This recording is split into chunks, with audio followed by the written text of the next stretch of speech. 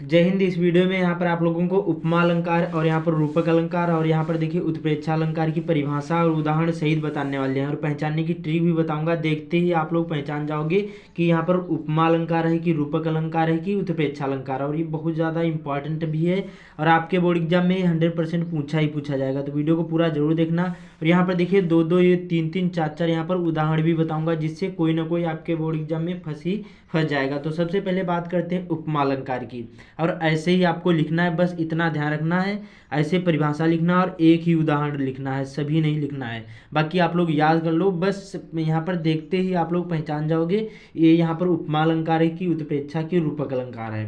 तो यहाँ पर देखिए उपमा अलंकार की परिभाषा की, जहाँ किसी वस्तु या व्यक्ति की किसी अन्य वस्तु या व्यक्ति के समान गुण धर्म के आधार पर तुलना की जाए या समानता बताई जाए, वहाँ पर उपमा अलंकार होता है। जैसे क्या बता रहा है, जैसे यहाँ पर किसी वस्तु, कोई जैसे यहाँ पर एक वस्तु है या कोई एक यहाँ पर क्या है व्यक्ति है, किसी अन्य वस्तु या व्यक्ति से क्या की गई, दोनों में समानता बताई गई। जैसे कोई वस्तु है या कोई व्यक्ति है, दोनों में क्या बताई गई, समानता, गुण और धर्म के आधार पर क्या तुलना की जाए या फिर दोनों में समानता बताई जाए। तो समझ जाना वहाँ पर उदाहरण में, तो समझ जाना वहाँ पर क्या होगा, उपमा अलंकार होगा। बस सिंपल सा होता है कि जैसे कोई वस्तु है या कोई व्यक्ति है तो क्या है, या अन्य वस्तु या व्यक्ति से दोनों के समान गुण के और धर्म के आधार पर तुलना की जाए या फिर समानता बताई जाए, वहाँ पर समझ लेना उपमा अलंकार है। जैसे यहाँ पर देखिए, और इसी में इसके यहाँ पर उपमा अलंकार के 4 अंग माने गए, उपमेय, उपमान, वाचक शब्द और यहाँ पर देखिए साधारण धर्म, 4 अंग बताए गए हैं। अब उदाहरण देखिए यहाँ पर, जैसे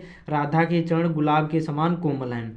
तो इसमें देखिए जो क्या है, जो यहाँ पर राधा है, ये राधा के जो चरणों की क्या तुलना की है, गुलाब के समान बताई गई। मतलब दोनों में गुलाब, जो गुलाब होता है वो भी कोमल होता है और यहाँ पर जो राधा के चरण होते हैं ये भी कोमल होते हैं। तो दोनों में यहाँ पर तुलना की गई, समानता बताई गई है दोनों में, गुलाब में और यहाँ पर राधा के चरणों में, दोनों में क्या बताई गई, दोनों कोमल हैं। ठीक है, तो इसमें देखिए ये उदाहरण हो गया। दूसरा हमारा है हरिपद कोमल कमल से। ये हमारा उदाहरण कौन सा है, हरिपद कोमल कमल से। ये भी बहुत ज़्यादा इंपॉर्टेंट है। तो देखिए इसका स्पष्टीकरण किस प्रकार से हो जाएगा, जैसे इसमें देखिए यहाँ पर जो यहाँ पर उपमेय क्या हो जाएगा, हरिपद होगा, उसके बाद में उपमान कमल हो जाएगा, वाचक शब्द यहाँ पर से हो जाएगा और यहाँ पर जो हमारा होगा साधारण धर्म कोमलता। मतलब तो यहाँ पर जो भगवान के यहाँ पर पैर होते हैं ये कमल के समान कोमल होते हैं। दोनों में यहाँ पर क्या बताया गया है कि यहाँ पर तुलना की गई है भगवान श्री कृष्ण के यहाँ पर पैर की और यहाँ पर कमल के बीच में, दोनों में क्या बताया गया, ये दोनों कोमल होते हैं। बस सिंपल सा। उसके बाद में तीसरा हमारा है उदाहरण पीपर पात सरिस मंडोला। अब देखिए जो पीपल का पत्ता होता है ये हमारे मन की तरह हमेशा डोलता रहता है। जैसे पीपल का पत्ता होता है वैसे हमारा मन होता है, दोनों क्या है, हमेशा डोलते रहते हैं, इधर उधर जाते रहते हैं। तो ये क्या है, दोनों में समानता बताई गई पीपल के पत्ते में और यहाँ पर मन से, दोनों में समानता बताई गई कि वो हमेशा डोलते रहते हैं।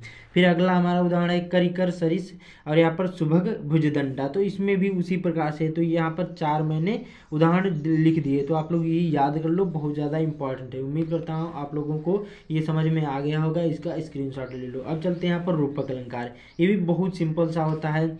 इसका परिभाषा कैसे कि जहाँ पर उपमेय में उपमान का भेद रहित आरोप किया जाता है, अर्थात उपमेय में प्रस्तुत और यहाँ पर उपमान अप्रस्तुत में अभिन्नता प्रकट की जाए, वहाँ पर क्या होता है, रूपक अलंकार। इसमें भी वही सिंपल सा है कि जैसे कोई वस्तु है, एक वस्तु से दूसरे वस्तु में कोई भेद ना रखकर एक रूपता बताई जाती है, वहाँ पर क्या होता है, हमारा रूपक अलंकार होता है। जैसे कोई भी भेद ना रखकर एक रूपता बताई जाए, उपमेय में और उपमान में कोई भी भेद ना रखकर क्या बताई जाए, यहाँ पर एक रूपता बताई जाए, तो वहाँ पर क्या होता है हमारा प्रस्तुत में, और यहाँ पर देखिए अप्रस्तुत में अभिन्नता प्रकट की जाए, वहाँ पर क्या होता है, रूपक अलंकार होता है। बस सिंपल सा। जैसे यहाँ पर देखिए मुख चंद्र तुम्हारा देख सके और मन सागर मेरा लहराता। बस सिंपल सा। उसके बाद में अगला हमारा उदाहरण है चरण कमल बंदोहर राई, और इसमें पहचानने की एक और ट्रिक होती है, रूपक अलंकार में बीच में योजक चिन्ह लगा होगा तो समझ जाना वहाँ पर क्या होता है, हमारा यहाँ पर रूपक अलंकार होगा। और जो उपमा अलंकार होगा इसमें क्या होगा, सा सी से सरिस होगा, सा सी से सरिस सभी में उदाहरण में मिल जाएगा। देखिए यहाँ पर देखिए क्या है, राधा के चरण गुलाब के समान कोमल है। देखिए सा मिल गया, उसके बाद में देखिए से मिल गया, उसके बाद में सरिस मिल गया। तो इस प्रकार से यहाँ पर उपमा अलंकार में सासी से सरिस मिल जाएंगे और रूपक अलंकार में क्या होगा, बीच में योजक चिन्ह लगा होगा। तो यही पहचानने की ट्रिक होती है, बाकी दोनों सिमिलर ही होते हैं। बाकी ऐसे ही आप लोग रूपक अलंकार तैयार कर लो, ये भी बहुत ज़्यादा इंपॉर्टेंट है। उसके बाद में बात करते हैं यहाँ पर उत्प्रेक्षा अलंकार। अब ये भी बहुत ज़्यादा इंपॉर्टेंट है। तो इसकी देखिए परिभाषा क्या हो गई, जहाँ पर उपमेय में उपमान की संभावना की जाए, जहाँ पर क्या है, उपमेय में उपमान की संभावना की जाए, वहाँ पर उदाहरण में जो मनु मानो या जनु, यहाँ पर जनु जानो या जनो मनो आदि वाचक शब्द हों, वहाँ पर क्या होता है, उत्प्रेक्षा अलंकार होता है। तो इसकी परिभाषा क्या हो गई, जहाँ पर उपमेय में उपमान की संभावना की जाए, वहाँ पर मनु मानो, जनु जानो या जनो मनो आदि वाचक शब्द हों, वहाँ पर उत्प्रेक्षा अलंकार होता है।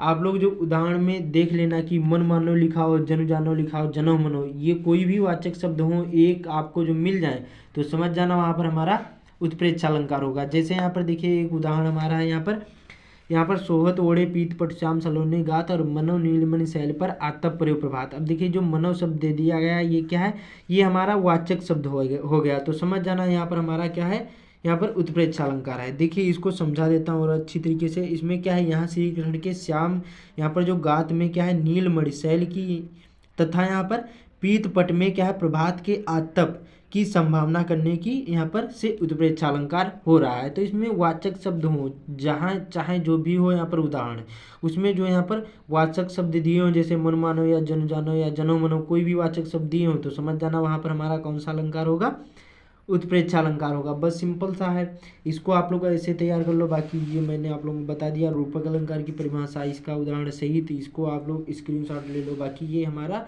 उपमा अलंकार है। तो उम्मीद करता हूँ आप लोगों को समझ में आ गया होगा। तो इस वीडियो को ज़्यादा से ज़्यादा शेयर कर देना। बाकी चैनल पर पहली बार आए, चैनल को सब्सक्राइब भी कर लेना। तो मिलते हैं अगले वीडियो में।